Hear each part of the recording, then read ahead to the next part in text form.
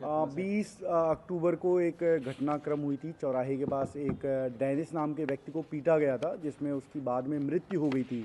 उस मुकदमे में हमने काफ़ी गंभीरता से लिया था। शुरू में आपको पता है हमने 9 मुलजिम, इसमें जो मेन घटना के आरोपी थे उनको गिरफ्तार कर लिया गया था। उसमें अभी भी 6 मुलजिम जो हैं फरार चल रहे थे, जिनके विरुद्ध श्रीमान आईजी महोदय ने अभी 2 दिन पहले 50 हज़ार के इनाम घोषणा किया था। उसमें से 3 मुलजिम ऐसे थे जो घटना के सूत्रधार बोल सकते हैं। प्रशांत पोखर, अजय और हितेश जो घटना के मेन सूत्रधार थे, जिन्होंने इस घटना का प्लान किया था।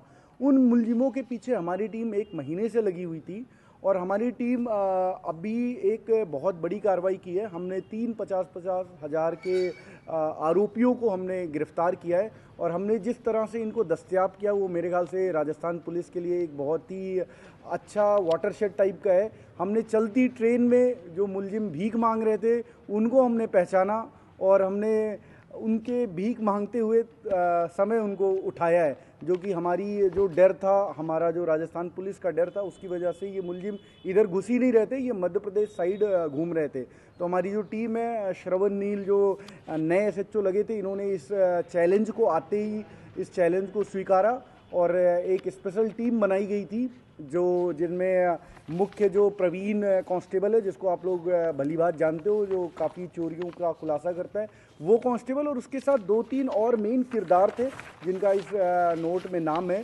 चैनाराम कांस्टेबल धनूरी से, रुपेंद्र ओला मलसीसर से और कोतवाली झुंझुनू की जो टीम है, परवीन, वीरेंद्र, संदीप और अनिल, इनकी टीम ने श्रवण जी के नेतृत्व में और हमारी पूरी सीओ साहब और एडिशनल एसपी साहब, हम लोग दिन भर इसको मॉनिटर करते हुए इन टीमों को सफलता की तरफ ले गए।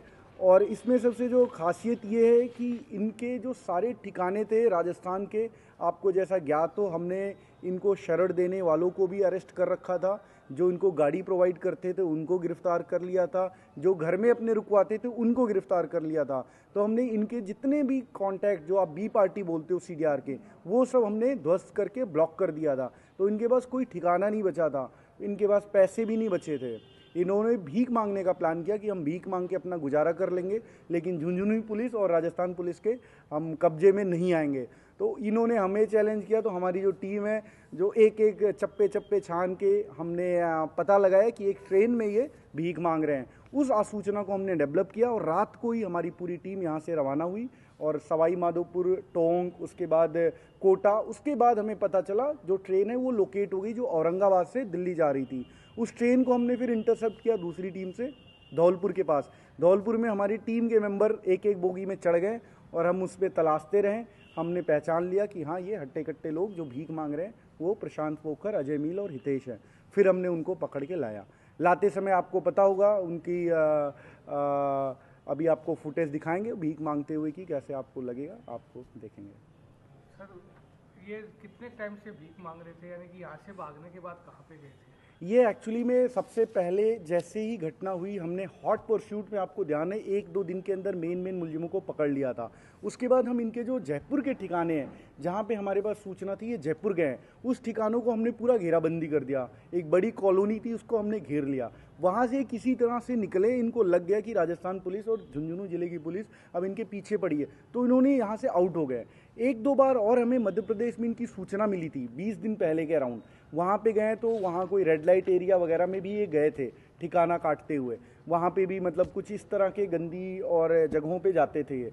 तो उसके बाद हमें ये पता था इधर तो नहीं आ रही है, तो हमने अपनी आसूचना ऐसी डेवलप की, टेक्निकल इंटेलिजेंस का भी उपयोग किया और ह्यूमन इंटेलिजेंस का भी उपयोग किया। दोनों का उपयोग करके हमने इनको पकड़ा। फरारी के दौरान संपर्क में रहे हो मोबाइल से या किसी और कनेक्टिविटी से? हमारे देखो, पुलिस के बड़े सोर्सेज होते हैं, जो कि ऐसे सोर्सेज भी होते हैं जो पुलिस के लिए जान भी दे सकते हैं। तो हमारे ऐसे भी सोर्सेज हैं जिनसे हमें पता लग गया कि हाँ, ये किस तरफ हो सकते हैं। उस तरह के सोर्सेज से हमने ये चीज़ें डेवलप की, जो हम बता भी नहीं सकते आपको।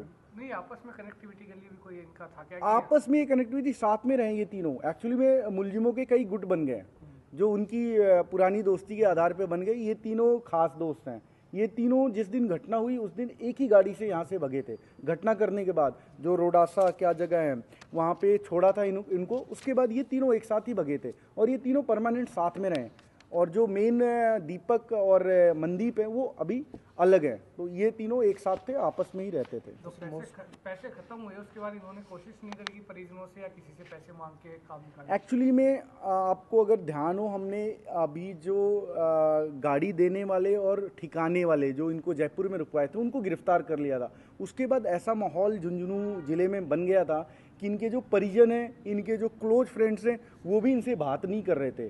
उससे हमें भी काफ़ी चैलेंजेज आए क्योंकि हमें भी इंटेलिजेंस हमारा उससे कमज़ोर हो रहा था। बट वो डर इतना था कि इन्होंने यहाँ बात ही नहीं की। ये अपना रहन सहन ऐसे ही किसी से 100 रुपये मांग के, किसी से एक बार फ़ोन यूज़ करने के लिए, इस तरह से अपना गुजारा कर रहे थे। इनका कनेक्शन झुंझुनू ज़िले से बहुत ही कम था। सर बाकियों का क्या स्थिति है? बाकियों की स्थिति मैं उम्मीद करता हूँ हमारे सीओ और एसएचओ साहब की जो नई टीम है वो इस पे भी लगी हुई है और अपना पूरा फोकस रहेगा, और मैं उम्मीद करता हूँ कि बहुत ही जल्द आ जाएंगे बाकी भी। तो मोस्टली समय सर ट्रेन में ही इनका गुजारा होता था?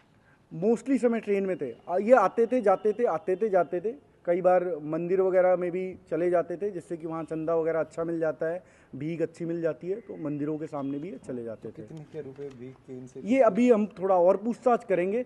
एक मुलजिम और मैं मतलब हमारी एक टीम और लगी हुई है, जल्दी एक और सफलता भी मिलेगी। शायद आपको 1-2 दिन में एक और मुलजिम का खुलासा करेंगे।